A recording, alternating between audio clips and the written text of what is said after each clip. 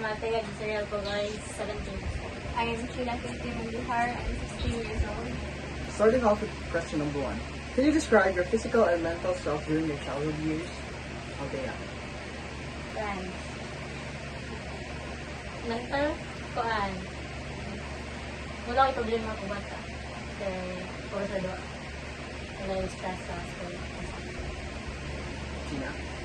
Mental na ako. Wala pa ako bawag sa meaning ng depression, anxiety, mental health. So, wala pa kay pressure na ako sa akas. Duwa-duwa, legit na. Yung physical, kaya mas bata ko sa mga wala, diba? And number 2. What are your childhood experiences? Kuan, sayon na kay duwa rin yung bukad lang. And then, how man nagbuhat ang mga assignment, duwa. Ang magkaan duwa, pinatog. Ang taon na childhood experience kay magduwa namin sa masilingan na ang problema rin kay is makasabaan ba sa mama or papa kung duwa Oh, yun. Pakan ulit. So number 4. What are the challenges you have experienced in every developmental stage? Kuan, kaya ako, pag toddler na ako, katulakaw, ako kamang, build na ko akong cognitive skills. Early childhood, kuan, kanang ipag-interact with kanang close family, and then learn siguro nga mo talk, mama. Middle childhood kay, feel na ako, muna na yung stage ka ng eskwela, yung kindergarten. Middle childhood? Oh, mga paano ko na? Kino, middle childhood kay, Mga kasanog, six na na. suwat, katubasa, then siguro start to make friends gamay, pero dili pa kayo, so doon. Pag late childhood, ako, dili na. Like, mas nakipag-interact na ako aside sa cousins, sa friends, sa school ba. And then, pinako early childhood kay mas, dili nagsugod ka rin sa academics, yung assignment. And then, sa young adolescence, kay, puberty. Sa iyo ako, yung puberty. So, pinako, young adolescence, 12. What do you think? Ano ang age na puberty ko. So, yun ako very dagan adjustment sa akong based terms sa akong physical sa akong emotional. And then, sa middle adolescence, kaya karoon, kaya ako, since senior high school na ako, kaya mas dagan of responsibilities compared sa una ko. Example ka ng budgeting sa akong pinanong sa akong parta, and then sa kanang responsibilities ako sa school, kaya din ako magpatabang sa akong parents. Pag nag-likod kay kuan ara ang part na makakataon ka o lakaw, makakataon ka o istorya, na ang sa early childhood kay kanang makamit ko new friends pero hindi na siya pang long time. Okay. Wala mo ang magagawa na. Ang middle childhood kay kat-on basa, kat-on suwat, challenges sa school. Late childhood, ano na ba rin yung part na magabaw na kasi ng responsibilities ng mga student tulad ng mga academic achievements sa school na dapat ng mga young adolescent. Young adolescent na ko, kahit itong pag-pandemic, mas nakuha na akong mental health. Kaya na ako nakataon ng depression, anxiety, challenges. Mas na-insecure ko. Ang sa middle adolescent kay ang pagpangita o ka ng stand na para na ako or course para na ako ang ako ang responsibility ni karon na scholar ko. Question number 5. How do you cope up with every challenge that you have? Wonder, stress, like Mga stress, challenge mo? challenges since pagbata or like overall. Overall. Wonder, if dili na ako makaya, take a break, hindi. Kasi mo ba? Kasi mo.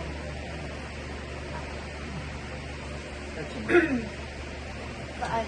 Pagi ko pa po the challenge that we have. Nakita ko din na makadistract na ako sa kung mga problem. Sa mga challenge. Like at least budget man lang. Palito ng pagkaon, pagkabida, magkasaw, wakay. Question number 6. What is your main coping mechanism? Main? Aside na ito ba niya? Asa ka ba ganyan?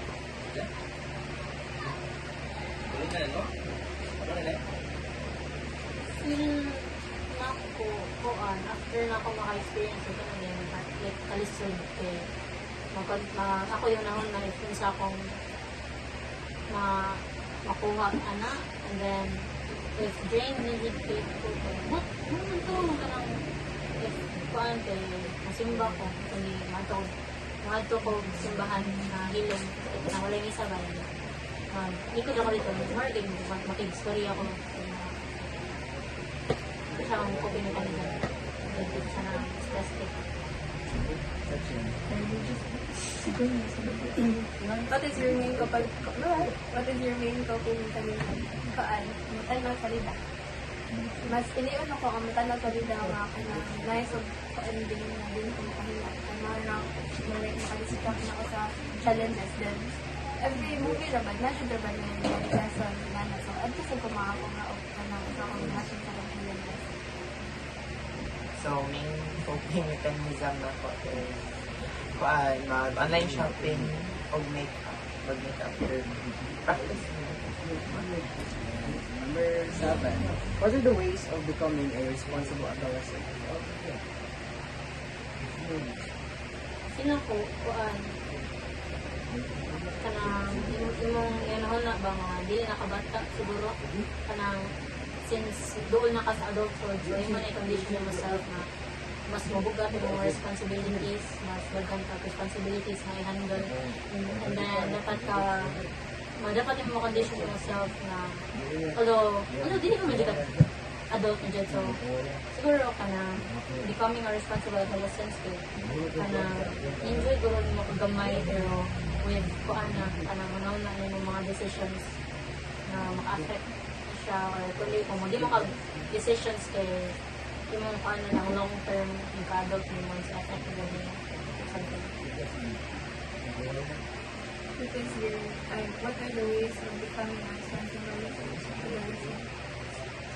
Ways? Wala mo siguro yung proper ways of becoming a proper responsible adolescent. Kaya nalang natin mga experiences na narapag na mo kanang ang katubay ang experience.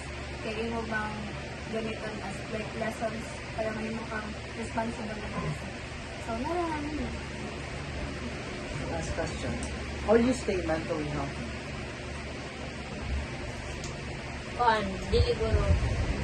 Dili guro na ako yung surprise ako ang problema pero dili na kayo i-battle up. Siguro kayo weekly kayo natatong ako kanang open up para dili ko mentally exhausted. Kung example wala ko kung dili ko matag mga simbahan so hindi kong coping mechanism na ako talk guro ko mga close friends or para ganun magaan akong aside sa mental kaya akong emotional or dili lang kay para same gihapon ko healthy gihapon ako mental health and then dili kayo na ako perfect ako self sa stress pero And how do you stay mentally healthy? Dili pa-affect ang stress na yung self-care. Normal yun sila nga mag-stress. Ang dili normal. Imo pag-gabi nung like imo papa-affect ko sa mga self na ma-drain mo ka. How do you stay mentally healthy? Take breaks. Sleep. Yeah, don't forget to love yourself. 1, 2, 3. Can you please state your name, your age? My name is Doreen F. Ibanez and I am 17 years old. Starting off with question number 1. Can you describe your physical and mental self during your childhood years? During my childhood years, my mental self is immature pa, like more like so mindset is more on playing and then for physical, of course, wala pa na develop like for like sa outer na ko like kita. So, for question number 2, what are your childhood experiences? My childhood experiences, I remember some like playing sa kanang parks, like playroom, especially in kanang SM city, kanang nice slides and stuff. For question number 3, now that you're an adolescent, what are the changes you have experienced in terms of your physical appearance, your mentality, behavior, emotion, social relationships, spiritual aspect, and financial status? For physical appearance, the changes that I have experienced right now, is that like the changes of the skill, like an outer three, and then like the growth of hair, then menstruation for girls, and then like pag enlarge ako on, and then growth sa height. And then for mentally or intellectual capacity is of course ni-develop akong maturity, and then akong mindset must be better siya kaysa pag sa una. And then for behaviors, I've become more passionate, like into things that I want, and then like kung behavior is like i-change jud siya.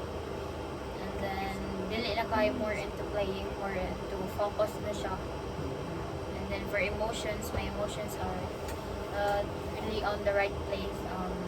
Mixed emotion, and then overwhelm.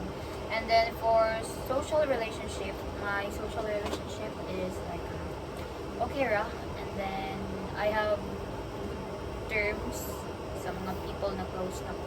Pero in terms of like strangers, I really don't know how to approach them. And then for spiritual aspect, my faith, must be stronger siya. And then more. And then for financial status kay like okay ra siya. Dili ka siya in high, in the middle na. For question number 4, what are the challenges you have experienced in every developmental stage? For toddlerhood, the challenges that I've experienced, wala kay ko ka-remember, but my mom said is that sige daw kong hilak, like sabad daw kayo. And then for early childhood, is that of course, more on to playing games, and then for middle childhood, 13 man like the challenges is mo approach o classmates na ko, and then like mo oral recitation, then afraid mo mo answer, especially tawag sa teacher. And then for late childhood, this is where I've experienced the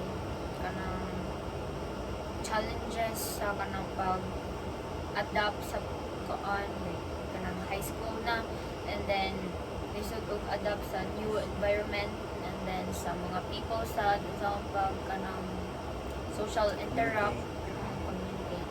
And then for young adolescents, ang emotions is all over the place, so struggle ka siya kay especially puberty hits na. And then for middle adolescents, same round, social, ang emotions kay all over the place to control. Question number 5, how do you cope up with every challenge that you have? I cope up with every challenge that I've experienced is to learn from every situation, reflect whether I'm right or wrong. For question number 6, what is your main coping mechanism? My main coping mechanism is to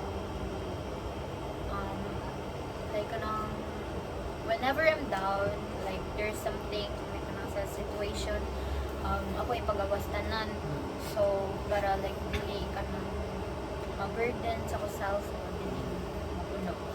And then after kay auto think about sa situation, i-address mo, and then also dili mo become rational sa mga things when you make choices.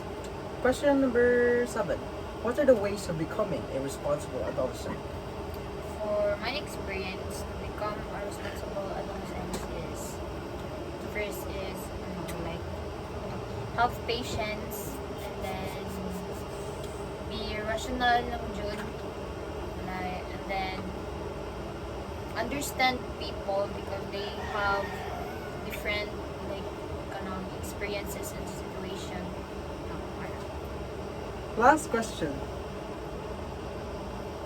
Last question, how do you stay mentally healthy? I stay mentally healthy because of my friends, thanks to them.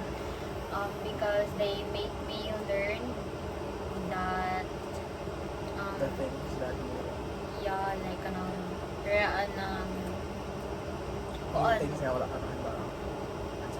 Oo, kanang like they taught me lessons, knowledge. new knowledge, and because of that, I also learned how to kanang believe in myself, and because of that, kay mo nang mas mentally healthy. Kapon ka! Kapag ka po. Kapon ka! Thanks, Doreen. Lagi mo, lagi sa group. Hi everyone, my name is Ada Luis and I am 16 years old. Could you describe your physical and mental self during your childhood years? During my childhood years, I was fragile and also sensitive. Number 2. What were your childhood experiences?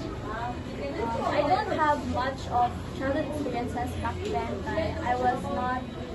I am not kanang really pretty person sa gawas ba. So some of my childhood memories kay narasid sa balay, which is to play with my dolls and kanang lingaw-lingawon rang akong other cousin ko kay pararan ni kita. So like kiyat-kiyat kami sa around the house, kala kiyat-kiyat.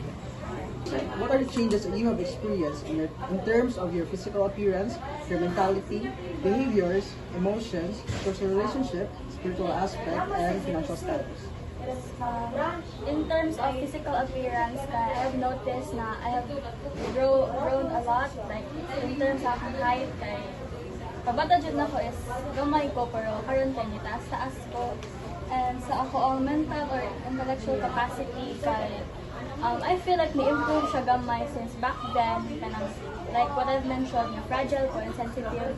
Now, I have noticed na kanang, I am able to hold back my emotions and I have handled it properly, na control na nako siya in various situations.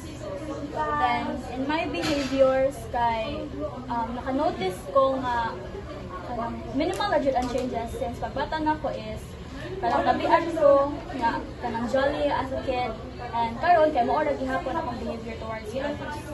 And sa akong emotions kay yes na-improve siya gamay kay kato ko gikan pod na sensitive ko karon kay control na nako akong emotions and dili na jud kanang mo burst out siya permi ba grabe unlike before. So karon kay I have practice on sa ko siya pag-handle and pag-control so that it won't affect the others. Akong social relationship is quite good. Pagbata na ko kay dili kay ko ana daghan ng friends, but now I have made a lot of circles around my sa school and sa social media pod.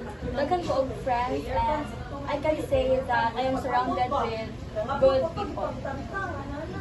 Spiritual aspect is same gyapon pagbata na ko nga kanang naadya ko pagka-Diyos nun, even though di jud siya kanang grabe jud, but I know how to like, pray and like naadya ko yung faith sa kung sa man akong gisaligan na Ginoo.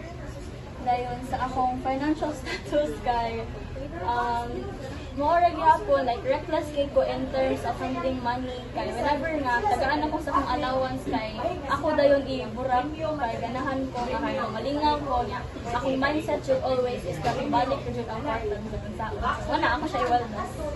What are the challenges you have experienced in every developmental stage?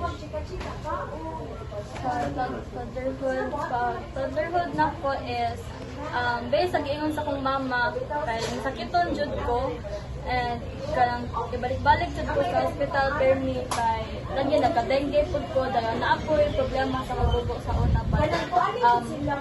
Luckily karon kay dili na siya na worse na handle ra sa akong mama na okay na. Sa akong early childhood kay naka-develop ko og seizures but luckily pud kanang dili siya inana problematic kay na naayo naman ko with the medication na i-prescribe sa buha but karon kay until middle childhood kay naaya ko siya na kailangan siya po ko mabalik-balik sa ospital para kanang i-check ang movements ng brain. Dayon, na siya po kidaghang tambal nga it takes 10 years man daw to fully recover. Sa akong late childhood kay dito na ni start o kana improve akong health. Although akong mama kay masige siya po check up sa akong health kay lagi kay bagtayan jud ako permit ingon sa neurologist kay basin nga mo kick gyapon ang seizures ko.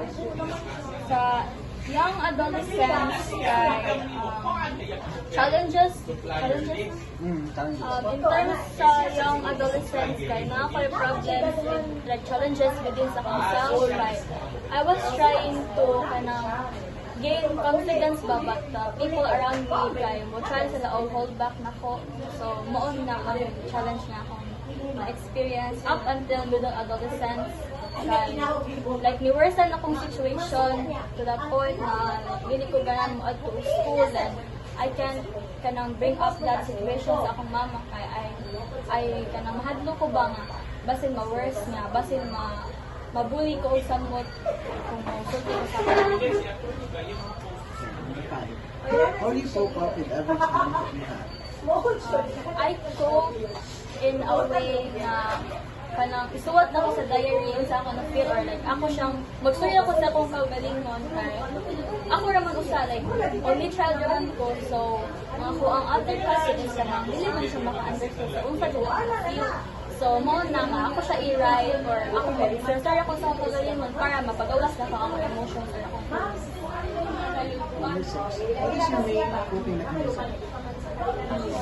Akong main coping mechanism karon is to spend time with my friends or talk to someone na I know who cares for me kay of course makadawat mo kong mga encouraging words which I am very thankful for kay if kanang tuloy ko okay kay naa jud akong friends mo naganahan ko nga wala jud may problema mo approach jud ko nila kay kabaw ko nga sila ra pud ang makahandle. Number 7. What are the ways of becoming a responsible adolescent? For me, kay, is to take care of yourself yun. Kay, as an adolescent, kay, of course, you are developing maman po. So, you have to take good care of yourself para po, ma-help mo yung kagaling mo in that stage. So, yeah, more on that. Lastly, how do you stay mentally healthy? One of the ways that I stay healthy mentally is to dili na ko i-bottle up akong emotions. So rather doing that is kanang more gyapon like speak up ko sa ako ang kaugalingon. Dili jud na ko i-hold back kung unsa ang nasa akong utok or kung sa akong na-feel inside kay para kanang dili ma-bottle up ko emotions. If bottle up na good ang akong emotion kay dako og tendency na ma-burst out na ko sa wrong person na kanang akong mga emotions kay grabe man jud kayo sila. So mo na if gan ko ang stay ko kanang healthy in the mental aspect kay dili jud na ko bottle up ang speak up. Good morning, everyone. I am Diana Margaret Arante, and I am 17 years old. Can you describe your physical and mental self during your childhood years? During my childhood years, I was definitely more outgoing kasi now. What are your childhood experiences? My childhood was really fun. I had a lot of friends, and I joined a lot of activities such as swimming, ballet, arnis, and guitar. Now that you are an adolescent, what are the changes that you have experienced in terms of your physical appearance, mentality, behavior, emotion, social relationship, spiritual aspect, and financial status? For my physical appearance, I definitely grew taller. I think I also gained and lost some weight. And for my mentality or intellectual capacity, I definitely understand things better now than before. For my behavior, I gain traits from the people that I interact with on a daily basis. And to my emotions, I think the emotions are harder to grasp now. For my social relationship, I don't mingle as much as before, but my friends and my peers are definitely more diverse, and for the spiritual aspect, my spiritual beliefs are still the same as before, and financial status, I still depend on my parents. How do you cope up with every challenge that you have? I don't really know how I cope up with these challenges because usually I just keep my problems to myself. What is your main coping mechanism? My main coping mechanism is self-isolation because I just feel more comfortable spending those times with myself. What are the ways of becoming a responsible adolescent? Definitely setting goals for yourself and doing your best in order to achieve those goals. Also, time management and healthy living. How do you stay mentally healthy? I think in order to stay mentally healthy, you need to put yourself and your peace of mind first over anything.